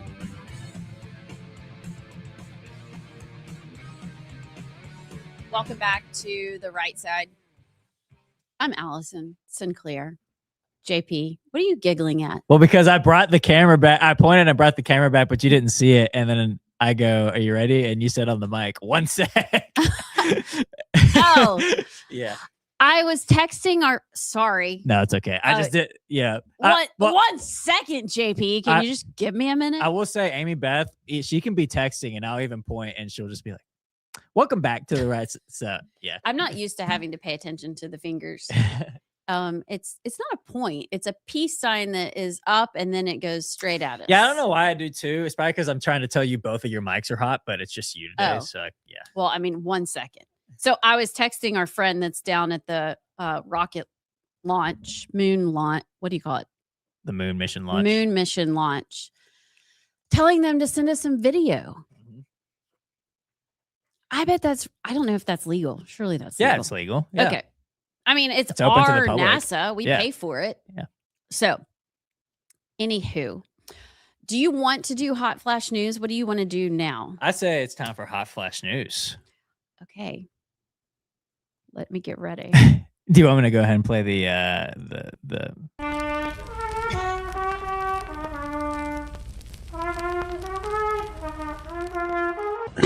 Excuse me.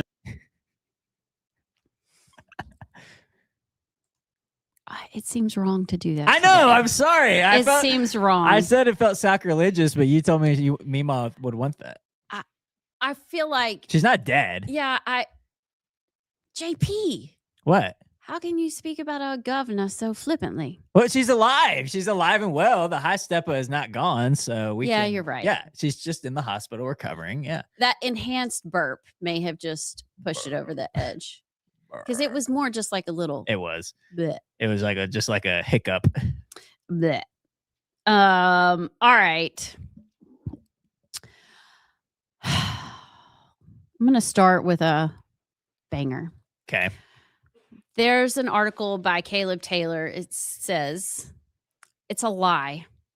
Sister of murdered police officer slams Club for Growth's anti-Steve Marshall ads. Did you see this? No. You want to swipe right or swipe left? Swipe right. Do you want to go on a date with her? I want a date. Yeah. Okay. Go on a date. Or not Caleb. No, not Caleb. No. The Okay. story. So Brenda Barnes is the sister of the police officer that was murdered in the line of duty. And she fired back at Washington, D.C. special interest group, the Club for Growth group, on Monday for exploiting her brother's death. What the group supporting Barry Moore is doing in this ad isn't just wrong, it's a lie. They've twisted my family's tragedy to try and help Barry Moore, falsely claiming Steve Marshall doesn't stand up for victims or hold criminals accountable. My family knows firsthand that's completely false. When my brother, a police officer, was murdered, Steve made sure the killers were held accountable, securing life sentences, including one without parole. When one came up for parole, Steve was there. He stood with us and fought to keep a cop killer behind bars. Because of Steve, they are still in prison where they belong. That's not politics, that's leadership. She continues, Barry Moore's allies are exploiting our loss, distorting the truth, and using our pain to attack a man who delivered justice for our family. It's dishonest, disgusting, and highlights everything that's wrong with Washington. If Congress... She goes on, if Congressman Moore has any integrity, he'll demand this ad be taken down immediately. That's strong. Yeah. Well, first of all, that kind of people have been like, well, this ad didn't come from Barry Moore and his campaign directly, it came but I think everybody, it's pretty obvious. I don't know though.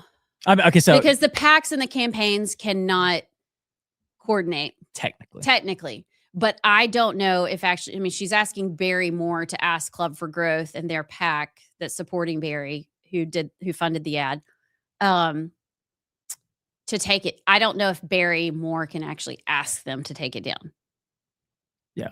And even if he did, they don't have to do what he says. Right. It's their money. They can do whatever they want. This race is getting heated and dicey. I'm here for it, but it seems like the temperature's gone up a notch. I think that poll that showed it essentially as a 3-way tie, I think everybody is on edge now, and we're getting closer. We're now past the 50-day mark. I think people are going to start going for the jugular. But I don't know. You tell me if I'm wrong, but I feel like even before, the temperature started to crank up a little bit with the Steve Marshall ad and all of that. And then with the poll that came out this week that had it as a tie, I just feel like I feel like it may be pedal to the metal until May 19th with this race. I agree. And they're starting to be, we talked about it actually. We kind of hinted at, because of this ad, when you go negative, or it's not your campaign, but when your PAC, the people supporting you, go negative. I don't want to put this on Barry Moore's campaign because it was not paid for by the campaign. But when your people, your supporters go negative, you kind of open the door to shots being fired your way. And just the nature of it, when you're Barry Moore and you're in the lead, you're going to take the arrows. Right. It's just the way it is. And there's been rumblings of some issues with Barry Moore. I don't know. I've seen them. I've heard them. I don't know how accurate they are. I don't know if there's any there. But I don't think this is getting any more civil. No. And this is the Senate. Like, this is the high stakes Senate, U.S. Senate seat. So, yeah. Get your popcorn. Get your popcorn. Some more popcorn. The Senate advanced the Public Service Commission expansion bill. You know how the Public Service Commission, the Power to the People Act. Yeah. Clyde Chambliss and Garland Gudger, Senate Pro Tem, came out in support of this. It adds 4 seats to the Public Service Commission. It gives Governor Tuberville or Governor Jamel. Just call him Pastor. Jamel. I know, but can I call him Jamel? No. Jamel. Racist. If he comes on the show, I'm going to have to get his name right. But it would give Governor Tuberville or Jamel Brown, governor, pastor, the ability to appoint energy czar. Lots of commoners, us, we are not happy. People are not happy about this, but it passed out of committee. So will it get passed before session ends? When does session end? Well, I think today, as of today, there are 5 legislative sessions left. So 5 legislative days. 5 legislative days. Sorry. Yeah, good. So they could do all 5 of them next week, and next week would be the last week, or they could do one next week and spread it all out. I don't know, but there is time for it to pass. And again, watch it. This is the way it works. They will rush through and push through what they think is important. Right. Or what their interest groups tell them is important. Yeah. But like female genital mutilation bills, we just don't have time. That's what I was just about to say. Yep. You got closed primaries, which we have to do that story. Yeah. I have to fill y'all in on that. After Hot Flash News, we needed to discuss that. Okay. So I don't know. We'll watch. They do have time to pass that bill. Also, the bill requiring the 10 Commandments to be displayed in schools, grades 5 through 12, passed out of the Senate. Look at the Senate. They did it. And it does have time to go through the House. Okay. Let me keep going. Let me go on down. I had everything organized. Oh, Not the Bee is reporting that the FBI is going to release the Fang Fang files Oh, on Eric Swalwell. I saw that. Okay, is Fang Fang dead? I don't think so. Okay. Kash Patel has found a way to get himself back in the good graces of conservatives. Release the Fang Fang files. The Washington Post first reported that Patel was considering releasing files to the public after reopening the investigation of California's Congressman Eric Swalwell, his relationship with honeypot Fang Fang. Wait, she may be dead. I feel like Fang Fang got unalived. Yeah, she is dead. How did she die? This week, Fang Fang, or Christine Fang, this was March 29th, 2022, died when a Chinese Eastern airline nosedived, killing all on board. So how many people did they kill just to take out Fang Fang? Apparently, there was 123 passengers and 9 crew members that died on a Boeing 737-800 plane in China. Release the files. Wow. That's crazy. That's like a parody story almost. Chinese spy gets caught with Swalwell, and then the plane she's on nosedives. I totally forgot about that. It was in my brain somewhere that she was no longer with us. Wonder who coordinated that one. China. You're really good at that. We need to do a whole Trump segment. That clip was like, you call it the Chinese virus. Why? It seems a bit racist. No, it's not racist at all. No. It comes from China. He hasn't said China recently. He hasn't. I think we need to bring it back. Finally, just a little bit more because session's closing, and of course they're doing all the things. Joe Lovern, who is out of Auburn, he's a House rep, sponsored a bill, a post-election audit bill. It passed the House, and actually yesterday it passed the Senate. That is huge. Again, it's taken years to get a post. We're only one of a few states that does not have a formal.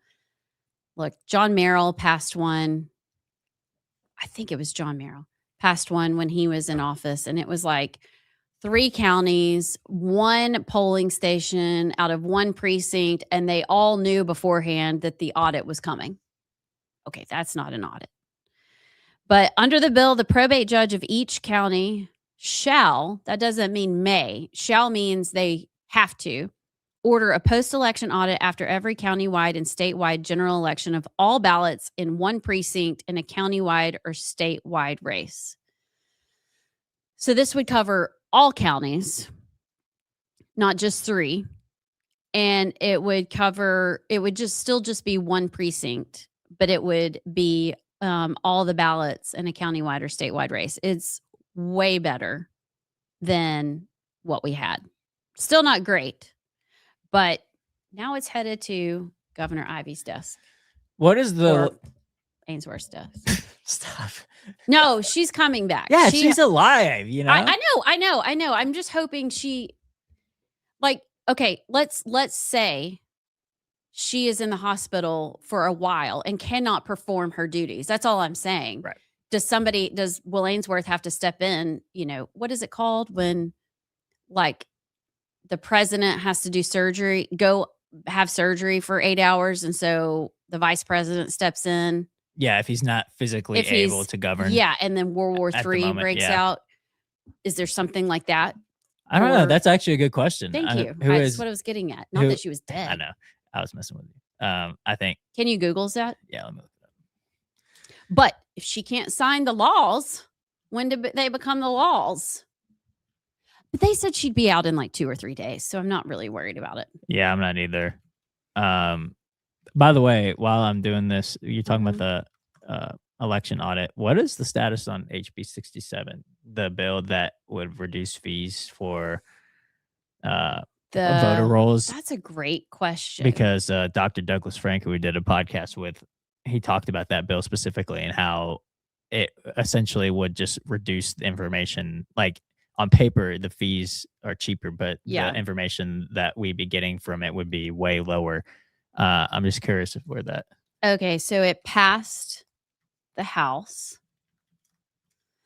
It passed out of the House. Oh, and it was read for the second time in the Senate. It has to be read 3 times. Oh, wait. Yeah, so it was reported out of Senate. But that was back in February, on February 10th. I don't know what they're doing. So it's ready for a vote, but they're not voting on it. Interesting. Very interesting. By the way, in Alabama, if the governor is incapable of governing due to mental or physical incapacity, then lieutenant governor becomes acting governor if the incapacity lasts more than 20 days, or in cases of death, resignation, removal, then the lieutenant governor becomes governor for the remainder of the term. I mean, Will is so ready for his retirement. I'm just thinking. But now is he going to have to step in and be governor? I don't know. He better be. I'm just saying, I guess in that role, you better be ready at any time. Right. It did say mental or physical incapacity, so I don't know if her being in the hospital right now is deemed incapacity. Well, I think she's probably still with it. She's just in, being monitored. Yeah. So, but I if don't it think lasts for more that's than been 20 days, then Williamsworth becomes governor. It won't, but I'm just saying, hypothetically, allegedly. Wouldn't that be wild? Yes, that will be. Because then we're going to have an election in November. Mm-hmm. Huh. Can you imagine if Williamsworth does? Okay, we're not going to go down this rabbit trail. Okay. Yeah, I don't know how that would work. Yeah, but I mean, would he change his mind and run as an incumbent? Well, he can't. He could qualify. run. You have to qualify, so you couldn't run as a Republican. But I wonder if there's probably a qualifying for he couldn't even be on the ballot because the ballots are already being printed. Yeah, as we know. Yeah, apparently so. As we know, allegedly. Allegedly. Okay, I want to get to the scuttlebutt. Yes, please. Because this is the. I'm curious. What guys are so good at? Can you do a nuclear bomb? Okay, that was the wave that came through. That was really good. So you can do an atomic bomb and Donald Trump.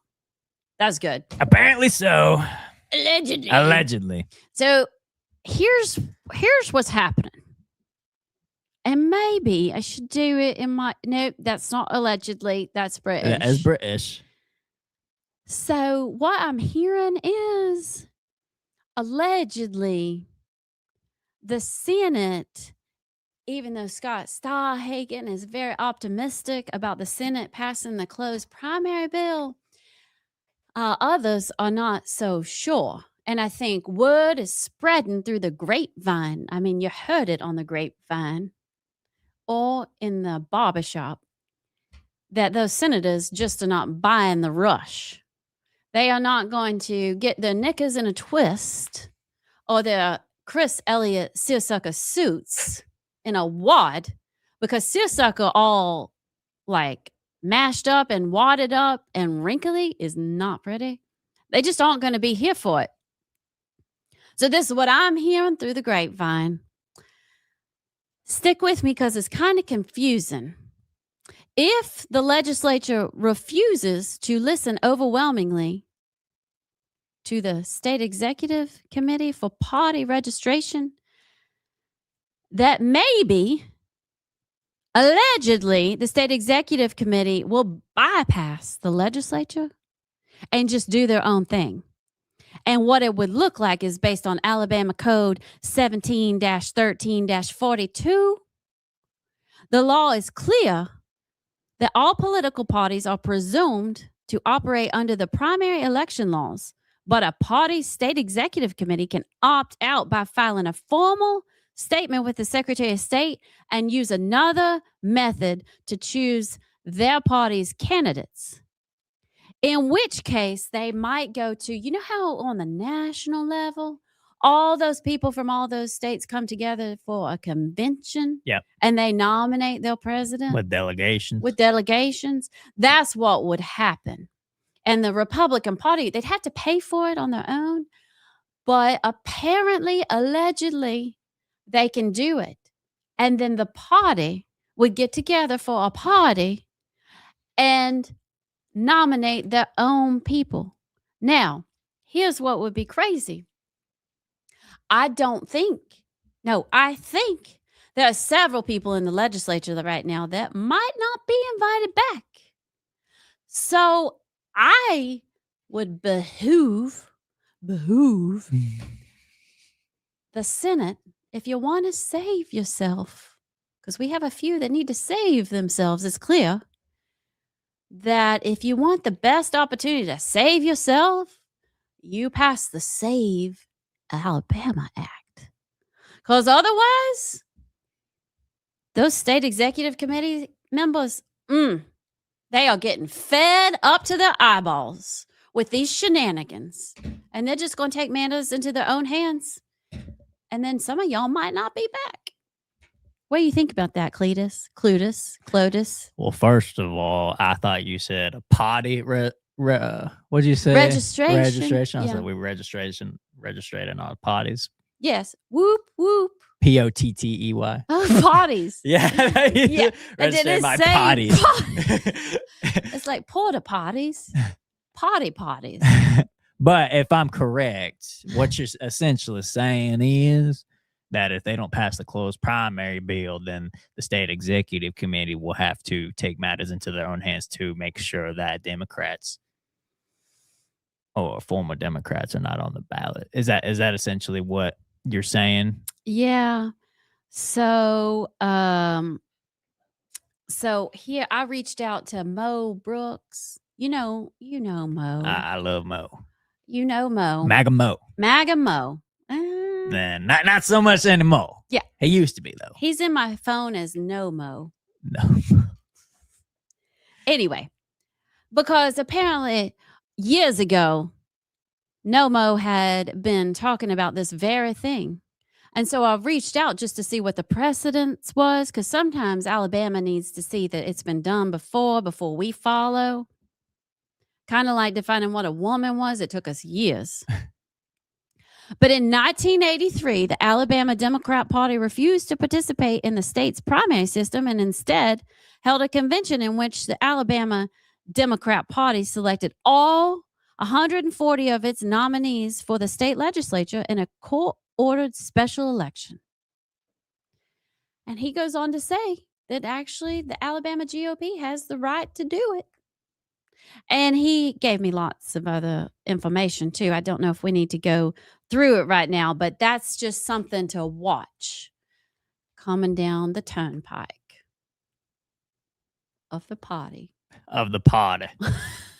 The flush, one may say. Watch us coming down the flush. The Republican. Sorry. Maybe we just need to flush the whole system down. Drain, drain, drain. I will ask this. I'll ask this. Did you expect this a fight we'd be having this session? Closed primaries? Why, no. This has been a fight that those conservatives in Alabama have been fighting for years. And now, all of a sudden, it's at the forefront. And I'm just taken aback. Now. I am surprised. To your point, this has been in the talks of the societies of the Montgomerys for years. And so why some of these senators are like, oh no, why do we have to do this now? This is so surprising. I don't get it. You know how you feel. Just take the vote. It's really simple. And if you don't, well, we'll handle it our own way. If you don't handle it, we'll handle it. Dadgummit. Well, I'm going to break character, but this is the big if. Like, does the state executive committee have we say gumballs to actually do that?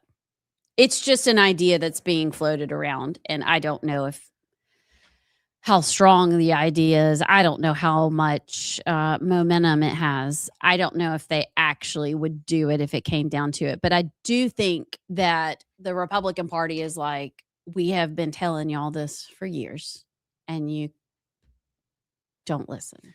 Yeah. It's I don't know. I wonder, okay, think about that. How would that change campaigns? You would have to campaign because you would, let's see. You'd have to essentially campaign for the state executive committee. Yeah. And then they allow you on the ballot. Yeah. And then you can campaign to your people. Which is kind of what they do now. But it's the steering committee that technically is what has authority over that now. Be a lot harder to pay off 435 or however many people are on the whole state executive committee. I'm not saying that happened. I'm just saying. Yeah. Allegedly. No, I'm not even saying that's happening. But yes, you would have to campaign with the state executive committee, not the people. Yeah. Ooh. Which would be a lot clunkier. That's weird. And I would say, I know we've talked about it, but it's so annoying that even if they did pass it this session, which it's not looking like they are, it won't even come into effect until 2030. Mm-hmm. So it's like, okay, they kick the can down the road. We may not even have close primaries until like 2038. 2030. Yeah. Yeah. I see what you're saying. Yeah, because they'll have it to where however you vote in the 2028 election, that automatically registers you into that party. And then in the midterms in 2030, then that is your party. But just a reminder, I mean, the primary election, and I should have paid more attention in 7th grade civics, but the primary election is the precursor to the general election. And the primary election is for each party, whether Democrat, Independent, Republican, to choose their nominee. So then in the general election, you can vote for whoever you want to. But that is what the primary election is for. So the problem is we have lots of Democrats coming over to vote in the Republican primary because Republicans win most statewide, federal level, most elections here. So to say that it's like discriminatory to have people register with a party is bunk, because that's literally what a primary election is. Yeah. Does that make sense? Exactly. Yeah. Okay. So just don't forget it before everybody starts saying you're racist and bigoted and closed-minded and a domestic terrorist and a colonist and what else? Fascist. Homophobe. Christian nationalist. Yeah. All those things. All the things.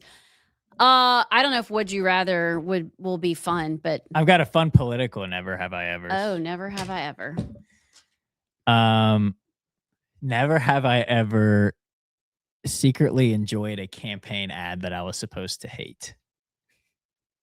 Oh, well, yes. Okay, well, I'll just say Jay Mitchell's that we watched yesterday. I loved it. There was one before where he was on a basketball court because he used to be a basketball player, and he was like saying all this stuff about this blocked, denied. He goes, dunking on the libs. And I remember watching that being like, oh, that's so bad. And then the next day I saw the Allah Akbar your butt back to the Middle East. And I was like, okay, all right, you got me back. Okay. Why didn't you like the dunking on the libs? It's just cringe. Like, dunking on the lips. It's the way I was like, ugh. He did play basketball. He did. At Birmingham Southern.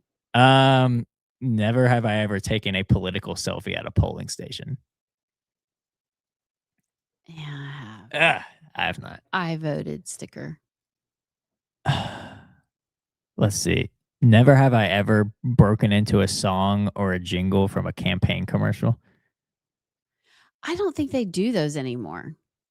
Although I'm guessing that you can Allah Akbar your butt back to the Middle East is the equivalent of a song stuck in your head. Because I bet that will be coming out of people's mouths for a while. Never have I ever accidentally liked a post from a politician I actually dislike. Okay, yes. So now, if you unlike it real fast, do they still get the notification? No, so they get the notification when it comes in, but allegedly, after you dislike it, the notification goes away. So they get the initial notification. Okay. But then after that, it goes bye-bye. So unless they're staring at their phone, like device. if they're on your phone and they see the notification come through. Let's see one more. It's mainly comments. Like I want to be a voyeur on some of the candidates' posts. And then, you're scrolling down to read the comments, but you accidentally hit that thumbs up and then you're like, oh, shoot. Oh, shoot. Yes. Yeah. I will do one more. Never have I ever had a political crush on a world leader or candidate. I have. What? Do you know Nicole Shanahan, who was RFK's? Yes. She's cute. She's beautiful. Yeah. That was my most recent one. A crush on a world leader. No, a political candidate or a world leader. I'm not trying not to answer. I'm just really trying to think, which maybe my answer is no. I mean, I can't think of one that. Yeah. I'll just tell you that was my most recent one. I mean, most of them, you're like, this is awful, but I just went to Boris Johnson. Yeah. What? George Soros. It's not a political candidate. Yeah. Okay. Well, we can continue that discussion. Let's ask Abs tomorrow. Yeah. See what she says. That's what she said. That is what she said. Y'all, we will be back with Amy Beth tomorrow, not on April Fool's Day.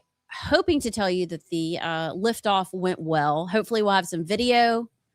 Lots to do tomorrow as well. We'll see you then.